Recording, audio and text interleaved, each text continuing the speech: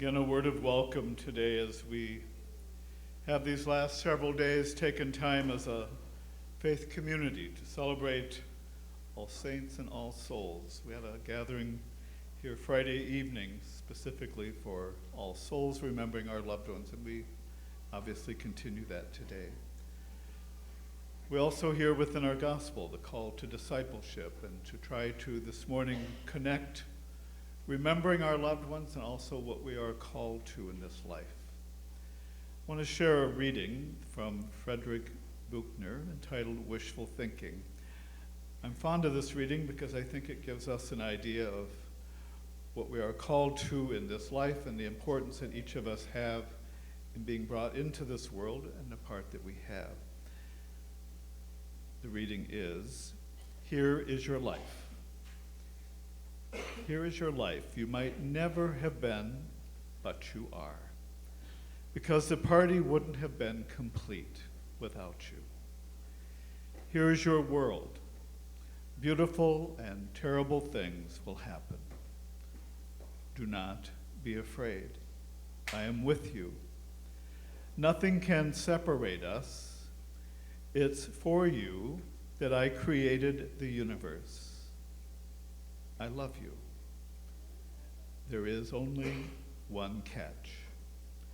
Like any other gift, the gift of grace can be yours only if you'll reach out and take it." Oftentimes, when we experience the death of a good friend, a family member, a frequently asked question is, what am I now to do with my life? What will my life be without this person? As we gather today, we celebrate the fact that our loved ones who have died, that their earthly journey is indeed completed. They are no longer on the highways and the byways of our everyday life. They are at home, safe, not in pain, and in the presence of a loving God that created them and brought them into this life, and in time called them home. So you and I are still on the road. We're not home yet. So in the midst of losing our loved ones, and we ask what to do with my life, it's very clear that we are still called, as we hear and have heard the last several weeks in very clear ways, that we're called to discipleship. We're continued to stay on the road, bringing life, bringing God's peace and compassion to the world around us. Reaching out for this gift of grace that we heard in the first reading is always about continuing the life of Christ in the world, to live the mission and proclaim the message in our world, remembering those who have died, and also giving thanks to them for the good example that they have given us. At the same time, reminding ourselves that we are still on the journey and there is still plenty of work to be done. When speaking about the church's mission, which is the mission that you and I have, the mission that we have to the world, Pope Francis likes to use the phrase, the existential periphery. The church should not be turned in on itself, but should reach outward. Reach outward to the world that it is called to serve, particularly those who are suffering. In a recent homily, the Pope noted that those who suffer include not only those suffering physical or economic pain, but also those who suffer from intellectual and, if you will, spiritual pain, spiritual poverty. That is, people who are turned in on themselves and unable to reach out to the world around them. It's quite obvious, clearly, when people are suffering from economic poverty. Less easy to understand when people are struggling with spiritual poverty. Proclaiming the gospel, the Pope noted, means that we must go towards the flesh of the suffering Jesus. But it should be noted that Jesus' flesh also suffers in those who don't even know it. Be willing to see the world community as one community. Be willing to go to those places that you have no comfort zone. Be willing to go to all of the outskirts of the world community. Be willing to go there, and there again sow the seed of the gospel by word and example. The church can ill afford to be safe. The church can ill afford to only color within the lines. The church can ill afford to set up its own human margins in terms of service, or recognizing all of God's creation as one creation. And so today in the gospel, Luke gives us an exceptional glimpse into the merciful kindness of Jesus himself. A sense of compassion that radiates the divine spirit that we heard so beautifully in the first readings. In the gospel today, we have this person, Zacchaeus, who was considered short of stature, who I'm guessing was also not only a tax collector, but looked for every conceivable way to rob people of their resources. He had no issue with extorting wealth from others, and in time became quite wealthy. And I would well imagine was seen as a bit of a pariah in that community. I would imagine that he was not invited to a lot of dinner parties.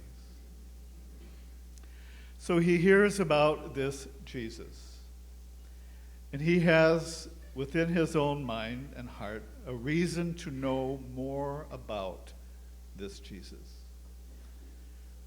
Struggling with his height, struggling with the crowds, he decides to find a perch up in a sycamore tree.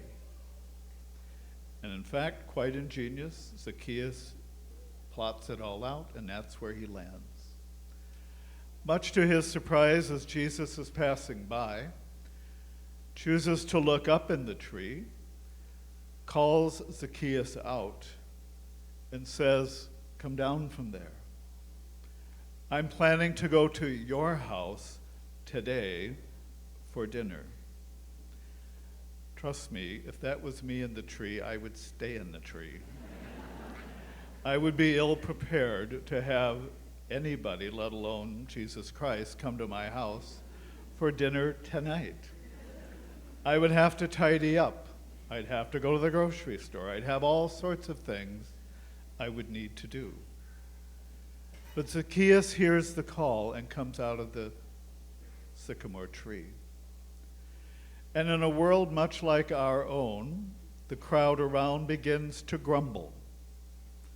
They get quite upset that this Zacchaeus guy is cozying up with this Jesus Christ. What's up with that? He's a crook. They grumble. It's not what they like to see. And yet Jesus and Zacchaeus continue to move into a relationship. That which Zacchaeus wanted to understand about Jesus is beginning to be communicated and shared amongst them. There is for us an example in this. Again, the compassion and the willingness for Jesus to reach out to the one that was in the margin, the one that is considered not to be in the in crowd, and gives us an example that that is exactly what we are called to do in this life. It goes on to say that today, salvation has come to this house because this man too is one of us. He is a descendant of Abraham and Sarah. He's family. And we need to get over ourselves to see anyone else as different. We're all family. For the Son of Man has come to seek and to save what was lost. Zacchaeus was, as Pope Francis said, a resident of the existential periphery. He was financially rich, but spiritually bankrupt. Jesus' compassion for Zacchaeus is meant to be an assurance of God's forgiveness and embrace of every single one of us. Equally important, reminds us as missionary disciples, which is who we are, that we are to reach out to those that are in need, to the sick, to the poor, but also to those whose lives may be successful in many, many ways by earthly standards, but are impoverished by a lack of meaning in their life. It's important to remember our loved ones. It's important to let their good example continually guide our footsteps in remaining on the road of life and bringing Christ's message of love to the world around us. Our loved ones that have died also give us another gift, a reminder that this wonderful gift we have called our life had a beginning. We have today. We don't know about tomorrow. But we know that our life's journey, like our loved ones, will someday come to an end. I close with this poem entitled Otherwise. I got out of bed on 2 strong legs. It might have been otherwise. I ate cereal, sweet milk, ripe, flawless peach. It might have been otherwise. I took the dog uphill to the birchwood. All morning I did the work that I love. At noon I lay down with my mate.